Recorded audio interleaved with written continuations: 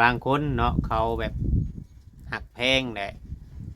เขาเลี้ยงเฮาแล้วเขาเปลี่ยนชีวิตใหม่ว่าง่ายๆซะ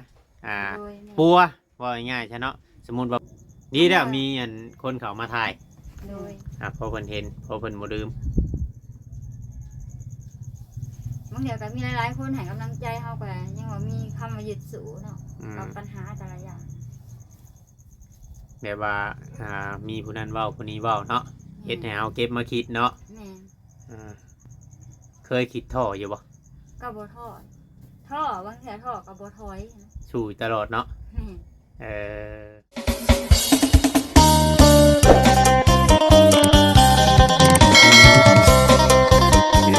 คำว่าอันย่างบัดพลาดหน่อยมันกิ้งต้องใจหัวนี่พอแล้วได้เนาะ โดย นี่เออ คันเฮาบ่ใส่มันผัดเยิ้งได้บัดนี้ทำบัดลมผัด อ๋อเวลาเด็กตะปูบ่มีบ่ เด็กตะปูมันถอนมาแล้ว โอ้ มีเอ็มมันถอนเนี่ย อ๋อมันเก่าแล้วเนาะ มันเก่านะ ใหม่กับผูพัง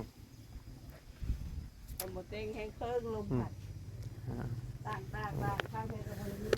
เท่าได้เจ็บแข้งเจ็บขาแล้วอะ อืม อันเรื่องจูงจะเป็นบ่ได้ เห็นยังคือยิ้มเก่งแท้จะจอย ลงยาก ฮะ เอ้ยยิ้มเก่งแท้วะ อารมณ์ดีเนาะ อารมณ์ดีแท้วะ ตำ เอ้าดูสิ สองเทื่อได้นี่ เออ เพิ่นถ้าจ้อยย่องว่า รอบ่ น้ำเหมือนนี่แม่น เอ ก็หล่อก็สองหั่นแหละเนาะมานำกันบ่หล่อก็สองสิว่า เอา ได้ จังหน่อยมันสิเสียใจผู้หนึ่งเนาะ โดยแม่ เออว่าผู้หนึ่งรอผู้หนึ่งบ่รอเสียใจเด้ อันสิบ่าวเวียงสิติดต่อผู้บ่าวต่างประเทศให้เอาบ่จ้อย ยันบุญบ่ฮอดเพิ่น เทื่อเทื่อมีผู้มักผู้ฮักบ่บ่ได้น้องแดงยังมีผู้มักเนาะ เออ เนาะ แม่น บ่ แม่น ได้ แม่น ได้สิเปิดอยู่ว่าเปิดใจอยู่บ่มีชาผู้มักสิดูเมืองเว้าบ่ได้ได เอาอะไรเนาะ โอ้ชานิ่งชาเนนเฮาก็บ่จักได้พี่น้องเอ้ยเว้าบ่ได้ไดคนเฮามองบ่เห็นอนาคตเนาะเอาตอบนะแม่ เอ้าจิสิให้ตอบจังไดเนาะก็เปิดได้ถูกเทื่อเนาะ เปิดทุกเทื่อ ยันบุญบ่สมเพิ่นซื่อๆ ย่านบุญบ่สมเพิ่นเอาเอง บอกบ่ได้ได้ดังเถื่อเนาะต่อไปเราเลิกในสิ่งที่มันบ่ดีเนาะชาจอยเนาะ โดยแม่น เลิกในสิ่งที่มันบ่ดีแบบร่างกายเฮาด้วยว่ามันยังมันกลับขึ้นมาดีขึ้นแต่ละเถื่อมันก็อาจจะนั่นไปพี่น้องเอ้ย น้องแดงก็ยังมีผัวเคยสาวเนาะว่าสิคิดว่าเราสิมีผัวได้ซะน้องแดงก็เอาบ่ได้เลยเคยอัปเป๊บแล้วติดต่อให้แน่ว่ะ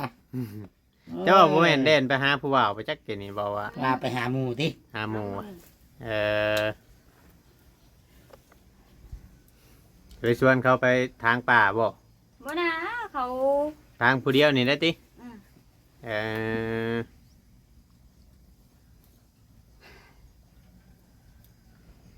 สาวกึมบ่ได้มาบ่มื้อนี้ โอ้โหเพิ่นโทรมาสุดยอดบ่สิมาเพิ่นโทรมา แม่นเอาไหน รถนี่บ่แม่นรถสักกึ่งเนาะรถอีก บ่ คนละคัน มาคันเพิ่นบ่ได้ยันเพิ่นบ่ได้มานี่ว่าแนวใด โทรมายายตะขอบ่อยู่เฮือน แม่น เราโทรมาใส่ก่อน สีคือกันเนาะกับรถ อันเดียวกัน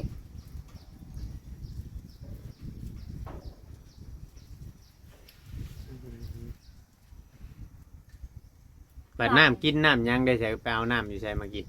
ชื่อ ชื่อเอาบ่ ชื่อกระตุกน้ำอนามัย อ๋อ ชื่อแล้วมาตอกมือ อื เอา ม กระตุกเมื่อ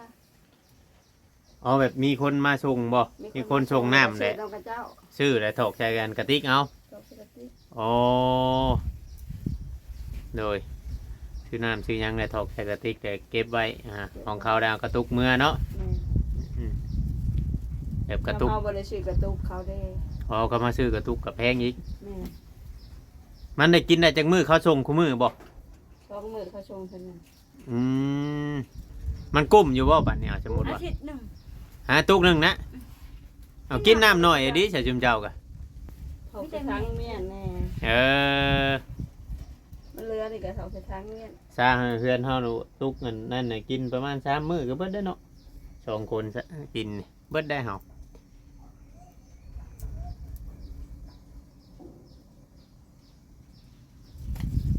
ลูกหนึงมันก็ชาวลิตร ได้ได้ ชาวดิษหั่นแหละจังว่ากิน2 มื้อ3 มื้อก็เบิด แม่ สบาย2 คนหั่นนะ กินน้ำโบราณเนาะ ชุมเจ้าบัดกินบ่หลายว่าจนอยากฮอดอาทิตย์ หามืออย่างสูงสุดหามือ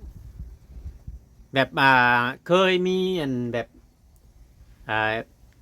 FC แบบโทรมาแบบเด่นแบบพัวอยู่นำอยู่บ่ที่ว่าค่าถ่ายคลิปมานี่ บ่แต่กี้มี อืม ในโทรศัพท์เหีย แต่กี้ชุมเจ้ามีโทรศัพท์บ่มีทางติดต่อบ่ ตะกี้เพิ่นชื่อ แต่ ให้ กี้เพิ่นซื้อให้ เพิ่นสิเฮ็ด ผู้ให เรี ญ่ ยน ใจ แล้ว ดี เพิ่ เพิ่ น น ซื้อ ซื้อให้ โทรศัพท์มาให้ อ๋อ มาแล้วเรานอนอยู่นอกบ่ฮู้เมื่อเข้ามาเอา นอนนั่นนี่แหละ อืม จะเอากลางคืน อืมแบบ ไปเลยก็บ่ได้มีโทรศัพท์เลย อ๋อ แม่หานอนอยู่ในเฮานอนอยู่นอกมื้อน่ะ อ๋อ มื้ออยากเหียอีหลีพุ่นน่ะ อืม มันอยากเฮีย อืมนอนอยู่นอกฟังเพลงไปฟังเพลงมารับปะโทรศัพท์ อ่านหนังสือเป็นอยู่บ่คือเจ้านี่ก็ ได้อยู่ อ่านได้อยู่เนาะคอมเมนต์ฮู้จักเบิดเวลาอัน FC เพิ่นคอมเมนต์ในคลิปในหยังนี่ ฮู้ เอ โหลดคลิป อ ก็เป็น อืม ผมเคยเฮ็ดนำแม่มอนเด้แม่มอนให้ไปโหลดให้ โอ้โดยอืม เราลิ้นโทรศัพท์ก็เป็น แม่ เนาะ นเราเรียนโท อ่าร นหนั ศั ง พท์ สือ ก็ ก็ เป็น เป็น แต่ว่า เราก็เป็น บ่ได้แต่ภาษาอังกฤษแหละภาษา โอ้ ภา ชี ษา ก็ ลาว จ นี่ บ ได้ ซ้ํ ภาษาไทยก็ได้บ่ ได้ โอ้ อืม เพราะว่าหมักพิมพ์ไทยหลายกว่า โธ่ผู้บ่าวมักกินไทย เฮาเลยหมักพิมพ์ โอ้คือว่าผมคือว่าผู้บ่าวชมว่าล้มน่ะมักกินไทยหลายกว่าเออพี่น้องเนาะอยู่ในกระปากเป็น ก็ กำลัง วัน ใจให้แน่ ง่ายๆว่าเฮาดึงแหละพี่น้องแบบดึงในการนึ่งมาในการสื่อสารหรือว่าการเว้าการจาเนาะคนลาวเฮานี่เป็นหยังจังเว้าไทยเก่งหรือว่าเรียนภาษาไทยแบบง่าย คือกัน หนึ่ง ภาษาคือกัน บ่แม่นว่าภาษาคือกันเฮาเบิ่งโทรทัศน์เด้เบิ่งทีวีเด้ สำหรับแรกเฮาเบิ่งน่ะแม่นเบิ่งหนังช่อง7ช่อง3โดดเนาะ ช่องเก้า แบบ ช่องเก้า เขา ช่องห้าจะ ข ต้ อ อง ง ว่า ไทยมันหนังลาวนี่เฮาบ่ค่อยเบิ่ง แม่น บ่เคยเบิ่งหนังลาวเบิ่ง แม่น หนังไทย ชวนไทยจะเบิ่งแต่หนังไทยแล้วก็เขาเวลาชุเพิ่นเว้าหันเว้านี้เฮาก็เป็นเนาะ โดย เพราะว่าตะกี้บ่ได้มีโทรศัพท์ก็มันเบิ่งโทรทัศน์ในทีวีหั่นแหละเนาะ เบิ่งแต่มันก็จื้อในตัวนั้นจื้อในตัวนั้นแล้วก็เอามาเป็นบทเรียนบัดนี้เรื่องหนังสือนี่คือกันพี่น้องเนาะมันคล้ายๆกัน แต่บางอันพยานมันก็สะกดบ่คือกันเนาะ โดย ต่างกันเด็กๆน้อยๆ พ พี่ ยั น้อ ญ ง ชนะบ่คล้ายกัน แม่นมันก็เลยอันเฮ็ดให้เฮานี่จื้อบางคนก็ว่าแต่ว่าก็พี่น้องทางฝั่งไทยนี่บางคนนี่เพิ่นอยากลงในในหนังสือนี่ในหนังสือตัวลาวกับตัวไทยนี่ แม่ บางคนน่ะเพิ่นอยากลงเพิ่นมาอ่านนะอยากดงดื่มๆแต่ว่าคนนั้นลาวเฮาบัดถ้าเป็นตัวไทยบัดคำเฮาได้อันนั้นได้บัดมันอยากง่ายกว่าเท่าที่เฮาไอ้ผู้เขียนหูแน่ไปเฮ็ดเวียกอยู่ไทยอยู่มาได้บ่จะไปน่ะ โดยมัน ชายแดนเนาะ ไซแดน เอ ไซ อ แดนกัมพูชาไซแดนเยอรมัน อืมจักปีฮอดปีบ่ ปีไป ปีไปปลายเฮ็ดบัตรไปตอนนั้นน่ะ พาสปอร์ต อายุจักปีเจ้าจังเฮ็ดว่า หาปีตัวเขาว่าอายุ28เขาจังเฮ็ดให้ เอาแหละสร้างว่าเลยใส่อายุเพิ่มขึ้นบ่ เพิ่มตำรวจเพิ่มให้เด้ เออ เพราะว่าตอนน่ะไปเฮ็ดก็เฮ็ดอยู่เวียงจันทน์ 14ปี เฮ็ดพา อา ส ยุ ปอร์ต อายุ14ปีหากว่าใส่28 แม่ อ๋อเจ้าหน้าแก้ปานนั้นบ่ตอนน่ะคือสิไปอายุใส่ อ้าวเพิ่นใส่ให้เองเพราะว่า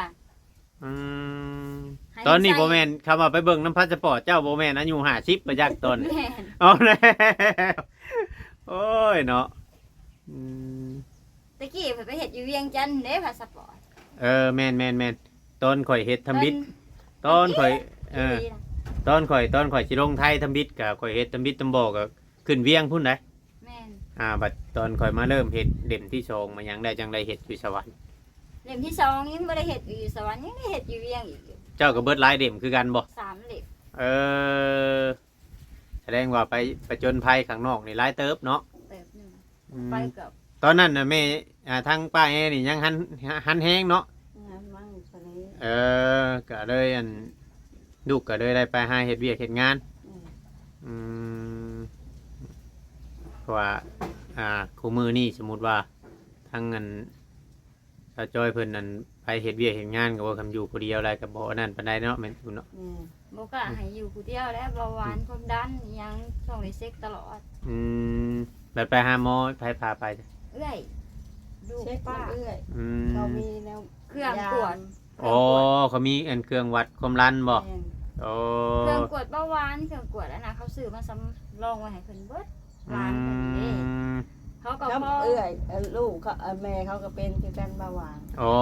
แบบเพิ่นก็เป็นเนี่ยเฮาเป็นเนี่ยไปให้เพิ่นวัดเบิ่งความดันมายังเนาะ ให้ อืมแต่กี้ว่าเฮาดูคนเดียวเราแต่แม่เฒ่าเฮาแต่เพิ่นยังบ่ได้เชียร์ก็มีชื่อมาแต่อยู่มุกพุ่นน่ะ แม่ ไปกวดไปยังอยู่มุกแล้วเพิ่นขายแล้วก็ ซื้อมาแต่พุ่น ชื่อมาแล้วก็ถึงเงินฮอดบางมื้อก็แตดเบิ่งจำแทงเดือนเฮานำปลายนิ้วมือนะแตดเบิ่งแล้วก็นั่นกับยาซักนางท้องบ่ซุมเจ้าซักนางท้อง ยั บ่ งบ่ทันได้แห้ง บ่ทันได้ชักนะ ยังบ่ ชักแต่เอื้อยก่อน อืม ไปชัก ยังอยู่เจ้าเนาะ นะ ยังบ่แห้งเลย ถ้าไม่เฒ่าเฮาตะกี้นั่นเมียเฮาซักให้ตลอดนั่นซักนางท้องแล้วซักตลอด ก็เป็นนักเลยเขาก็ชักให้ แม่หลายปีแล้วจนมาฮอดปีโควิด เพิ่นบ่ให้ข้ามไปไทย แม่ แล้วก็ยาก็เบิดมันยังก็มากินยาอยู่ลาวเฮามันหมดบ่ถึกบาดก็เลยจัง คือยาอยู่ไทยเนาะ แม่นตอนเรากินยาอยู่ไทยพุ่นนั่นตะกี้น่ะคนเนี้ยเที่ยวไปรักษาอยู่ไทยพุ่นตลอดแต่บัดนี้ อันนั้นบัดจน แดดถอดเรา บ่เป็นหยังก็เลยเสียชีวิตไปตอนปีโควิดนั่นแหละ แม่ บ่ได้ไปต่อยาได้ยาเบิด มาต่อกินยาอยู่ลาวเฮามันบ่ถึกตอนนั้นเขาบ่ได้ให้ไปใช้แน่ไปหากวดก็ยากไปห้องหมอนี่ก็ยังยากนะตอนน่ะ หมยังเลยซื้ออันปึ้มโควิด แม่นไปทางใดก็ต้องได้มีใบอนุญาตคักแน่ออกจากบ้านก็ถือว่าลำบากพอสมควรเห็นหยังในตอนนั้นFC หลายๆคนก็เพิ่นว่าคอยเข้ามาให้กำลังใจชาวจ้อยเด้อเพิ่นว่าคนเฮาบ่แม่นว่าสิให้ยามื้อหนึงมื้อเดียวเพิ่นว่าคอยเป็นคอยไปให้กำลังใจเพื่อสงสารทางครอบครัวว่าเห็นมาหลายปีแล้วเพิ่นว่า FC ผู้เพิ่นเข้ามาใหม่ในช่องข่อยนะข่อยก็บ่เคยถ่ายชุมเจ้าจักเทื่อเด้เคยอันนั้นจักเทื่อ หลายคน หลายอยู่คอมเมนต์4-50คอมเมนต์นี่นะแต่ว่าเขายังโมหูจักกับเพิ่นเนาะผู้เพิ่นเบิ่งชุมเจ้ามาล้นแล้วตอนนั้นมันก็สิมีกระแสลามาเนาะกระแสลามาแห้งในตอนนั้นแล้วก็มีการดูถูกกันเนาะดูถูกเหยียดยานกันแนวทางที่บ่ดีขนาดพี่น้องกันเนาะก็เลยเพิ่นก็เลยบ่อยากอันนั้นหยังหลายมีแต่ว่าให้ทางทีมงานทางสายบุญเข้ามาเบิ่งหรือว่าอัปเดตไปเรื่อยๆต่อไปก็เว้าบ่ได้เนาะผู้ใหญ่ใจดีผู้เพิ่นหักเพิ่นแพงเฮาหลายๆคนบางเทื่อเพิ่นนำพาแต่สิ่งดีๆแนวอันดีๆเข้ามาโดดเว้าบ่ได้เนาะชาวจอย โดย บางเทื่อบางทีเราโยกห่วยแนวอันร้ายก็กลายเป็นดีได้บางเทื่อให้แม่ตู้ได้เฮือนอยู่นี่เนาะแม่ตู้เนาะพอได้อยู่พอบ่อันนั้นคำเพิ่นเฮ็ดให้ก็บ่ได้คิดว่าอยากได้สูงดอกเนาะเฮาเฒ่าได้เนาะ เฒ่าแล้วก็ยากลงยากธรรมดา ธรรมดาแบบซ้ำเพื่อนแม่ตู้แก้วนี่พอดีแหละพี่น้องเอ้ยง่ายๆมันบ่สูงพวกคันได3ขันพอดีคักซ้ำ สำคัญเก่าเฮาสำคัญ ตะกี้เป็นหัวกันไดเช่นเก่าบ่ได้สูงบ่ บริสุทธิ์ เป็นห่านบ่ สามคัน เออพื้นที่ตรงนี้มันก็สูงอยู่แล้วเนาะ โดยตอนที่พอข่อยเสียนะมางลงแล้วเลยมาเฮ็ดอีก อืม เฮ็ดอีกแล้วมามางลงอีกเลยจังได๋มาเฮ็ดเป็นหลังนี้ อืมอันนี้ก็ไม่เครื่องเฮือนเก่านํแน่บ่ แม่นี่เครื่องเก่าวัดตัว โอ้ แม่แต่ตัวนี้เครื่องทำงาน อ๋อตัวนี้จะเป็นเครื่องเฮือนเก่าบางจูไผนี่เนาะอืม เช้าดีกับเช้าเก่า อืมมันเป็นอะไรแบบว่าเฮาบ่อยากอันนั้นเฮาเอาแบบเสาปูนนะมันแบบปวกมันบ่ค่อย ค่อยขึ้น มันบ่ค่อยขึ้นมันบ่ค่อยกิน อันนี้แบบเสาไม้มัน เช้าใหม่ กระเดียวเลยมัน ขึ้นปวกขึ้นปวกบื้นเนี่ยมันอยากนะ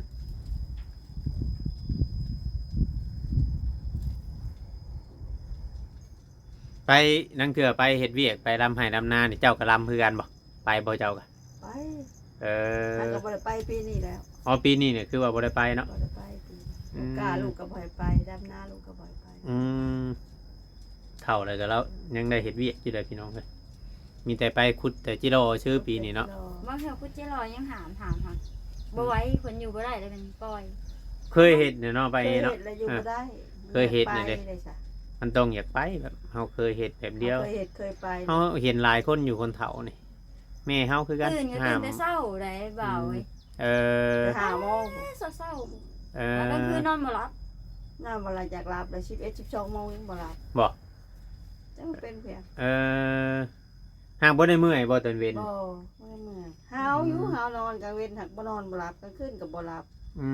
ม เป็นข้อชี้แจ้งจังหลับนับนั่น เจ้าบ่ได้กินกาแฟบ่ กินอะไรกาแฟ เออเจ้าว่ามีชวนเฮากินกาแฟไปจ้ะเจ้ากินตัวแรงบ่ กินยามมื้อเช้า อ๋อมันก็เบิดดิดได้เนาะคำว่านั่นก็เนาะ กินยามมื้อเช้าบ่ได้กินยามมื้อแลง อืม บางมื้อก็กินบางมื้อก็บ่กิน อืมแล้วแต่เนาะ แล้วแต่อารมณ์ แม่นอืม บางมื้อก็4 5เช้ากินเท่านึง เออ บ่ได้กินคุมื้อดอก อืมทั้งชาวจอยได้กินให้กันบ่กาแฟกินให้กันเนาะ เลย เออยาสูบบ่ได้สูบบ่ กระซุกเป็นบางส่วน เออแต่บ่ได้แบบกิโตปานใดหรอวะ บ่ อ่า ซองหนึ่งในซองมื้อ อ๋อ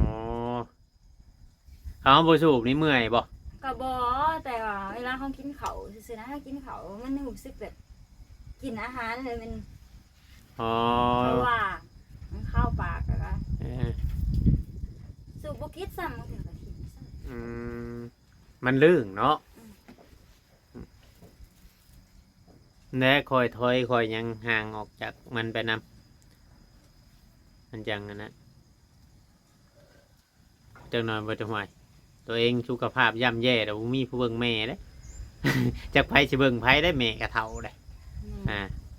ต้องเซฟตัวเองเฮานำเซฟตัวเฮานำเดี๋ยวว่าหลุดโพนแนวมันอันนั้น เคยห้องไห้อยู่บ่ตอนที่ถูกจับไปว่าแม่อยู่คนเดียว โอ้ยอยู่ในคุกมันก็บ่ฮู้แนวสิหายแล้วก็หายอยากออกคันใดมีแต่อยากออกคันใดอยู่ในคุกค่ะ เมื่อตอนเขามาเอาทำบิดนี่เด้ โอ้ยบ่ได้หาย แม่กูสิอยู่น้ำไผบ่ได้คิดบ่ เพราะมันมีคนอยู่เด้แต่กี้มี ตะกี้มีไผแม่ไง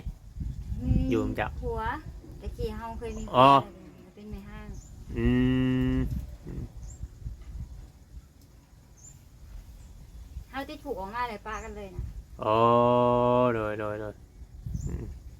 อันนี้อยู่กับแม่สองคนบัดนี้เนาะ เลยก็บ่เอาไผของมาใกล้บ่อยู่เลย บ่ชนแล้วบัดนี้เนาะ อืม เออ หากว่าบ่ได้ก็คือเบาตุซิดหวาน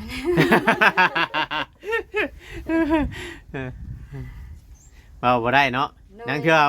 เว้าบ่ได้ได้นังเทื่อมันแม่นนิ่งแม่นแน่นเฮานี้ได้จ้ะ ก็นั่นแหละ ถึก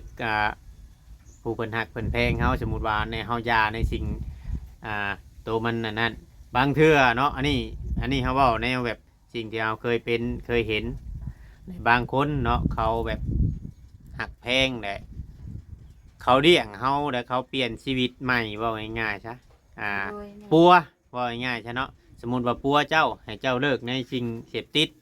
เลิกในสิ่งมึนเมาเลยเฮา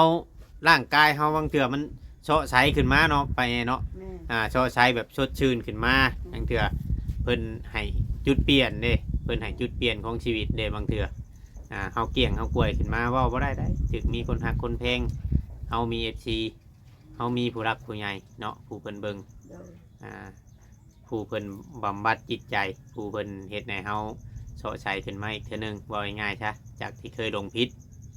โดย อาจจะเฮ็ดให้เฮาดีก็มี โดย เบิ่งไปดีแล้วมีอันคนเขามาถ่าย โดย พอเพิ่นเห็นพอเพิ่นบ่ลืม บางเดี๋ยวก็มีหลายๆคนให้กำลังใจเฮาก็ยังว่ามีคำว่ายึดสู้เนาะ อืม กับปัญหาแต่ละอย่าง แบบว่ามีผู้นั้นเว้าผู้นี้เว้าเนาะเฮ็ดให้เฮาเก็บมาคิดเนาะ แม่น เคยคิดท้ออยู่บ่ ก็บ่ทอด ท่อบางเทื่อท่อก็บ่ถอยนะ สู้ตลอดเนาะ แม่น เออบ างเทื่อเมื่อยจากเวียกมาเฮาก็ท่อเป็นบางเวลาแบบมันรายจ่ายมันผัดรายแบบรายได้มันผัดน้อยแบบนี้ อื มัน ม ก็สมทบกับตัวบางเทื่อเฮาอยากได้หยังบางอย่างมันบ่เป็นตุเป็นตักเทื่อ อืม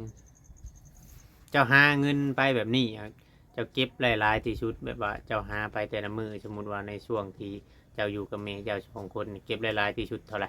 ประมาณ10ไปล้าน10ไปล้านน่ะก็ลงมาเบิด10ไปล้านลงมาเบิด บ่เคยขึ้นกว่านี้เนาะอืม เอามันสิเบิดก็ยันว่าจังนั้นคนตายจังนั้นเก็บหันเก็บนี่เก็บบุญเก็บสินแบบนี้หั่นนะ อืม เก็บบ้านเก็บเงินเก็บสุดปกสปกสไปแบบนี้มันก็ ครอบครัว หลย เฮาว่าง่ายๆว่าครอบครัวเฮามันบ่มีอันนั่นอยู่แล้วเนาะ แม่ พื้นฐานครอบครัวหรือว่า การอยู่การกินเนาะมันบ่ค่อยสมบูรณ์แบบเนาะไปเนาะ แม่ มันก็เลยอันนั้น แต่ตอนเช้ากึ่มบ่เขามากอ่ะจังนั้นผัดเขา อืม จังนั้นผัดแนวกิน อืม จังนั้นผัดโอ้ยหลายย่า ของแนวเฮาบ่ได้มีให้มีหน้าคือเขาเจ้าเนาะ แม่ ต้องได้หาแลนเฮ็ดกินหรือว่าหาซื้ออยู่ซื้อกินคู่มื้อว่าง่ายๆซะพี่น้องนับตั้งแต่น้ำกินนี่แหละคำเฮาบ่หานี่ ทำมาหา เอ ก็ อ ได้ อยู่บ่ได้หรอกคำว่าคนบ่เฮ็ดเวียกนี่ มันอยู่บ่ได้บ่มีกินโดดว่าง่ายๆซะ แม่เด้อ เพราะให้หน้าตากร้ามันบ่มีเด้ เอาบ่ได้ มันต้องตื่นมาต้องดิ้นรนต้องไปหาเฮ็ดอยู่เฮ็ดกิน ต้องไปอัน บ่ได้ลดก็บ่ได้กิน คำว่าตื่นมาได้อยู่บ่มีเนี่ยยังอยู่ละล่าอยู่ล่านี่โว้ยแฮงสิ ให้สิกล้วย แฮงสิกลัวนี่แฮงสิบ่มีฮอดอันจะกิน ไปหาอยู่ไป อัน บ่ นี้ ได้ ยังมีเช้ากึ่มค่ำแนวอยู่แนวกินไว้แล้วนะ อื มีแต่หาได้ค่ะส่วนหน่อยก็เอาก็ซื้อแต่ของส่วนตัวเนาะ อืม ในสิ่งที่จำเป็น อืม วันนี้สบู่เราก็มีแล้วบัดนี้เราเอามาใหายมันครบสุด อื เลยเด้อบัด มโดย ก็เลยบริซื้อหยัง อืม ก็เลยไว้เก็บไว้ อืมอืมอืม เก็บไว้เวลาเจ็บเป็นในถุง อืมโอเคเด้อฉบับนี้เด้อสิได้กลับก่อนเด้อ โดย มื้อหน้ามื้อในสิเข้ามาเยี่ยมใหม่อย่างไรก็อยู่ดีไม่แห้งเป็นกำลังใจให้สู้ๆคือเก่าหั่นแหละเนาะ โดย สบายดีเด้อ สบายดี โดยพี่น้องเอ้ยมาเยี่ยมมายามทั้งสองแม่ลูกเพิ่นอีกคือเก่าอยู่เพื่อนเก่านี่แหละเข้ามาเบิ่งเนาะตามคำขอหรือว่าคำเรียกร้องเนาะผู้เพิ่นสงสารทางสะจ้อยกับทางตู้เอน้องเพียงเนาะจะได้อันถ่ายให้พี่น้อง FC เบิ่งเด้อพี่น้องเนาะจะไปทางไหนบัด ออกไปนอกไปแป๊บหนึง เออ อย่างข้างหลังเจ้านี่แหละไปส่งเจ้ามั้ง เนาะเอาไป ไปส่ง จ้ะ บอตุชิดพร้อมแล้วเว้า เด็กพี่น้องแล้วอันตอนจักโมงสิไปอันนั้นน่ะ จึงให้บ่ายสองบ่ายสาม